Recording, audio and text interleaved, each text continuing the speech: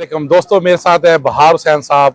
ये रेडियो पाकिस्तान मुल्तान में है और मैं यहाँ गांव में एक भी आया था मुल्तान, वहाँ से आए थे। गांव मेतला शरीफ है, ये इसका क्या नाम था स्टाफ का? बस्ती बलूक। हाँ, बस्ती बलूकपुर।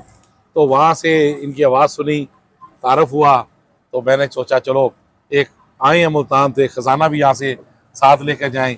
जी, आप हमें शाकिर शुजाबादी की जो आपको सबसे अच्छी गज़ल लगती है ना, उनकी जो बोल अच्छे लगते हैं, वो मेरे सामने के लिए सुनाएंगे। माशाल्लाह। अब आपका जो कि हुक्म है, अर्ज है, नहीं मैं इसे हुक्म का दर्जा दूंगा कि तू हुक्म तक कर रूह नच पोसी, वाह जिवें नचण द होंदे ढंग नचसी। वाह, तू हुक्म तक कर रूह नच पोसी, जिवें नचण द होंदे ढंग नचसी। हर तान ते तन दा रक्स होसी, बाह बाह नचसी, वंग वंग नचसी। हाँ। जेड़े रंग आखे हूँ रंग नचसी, हाँ। बेरंग आखे बेरंग नचसी। भावें शम्स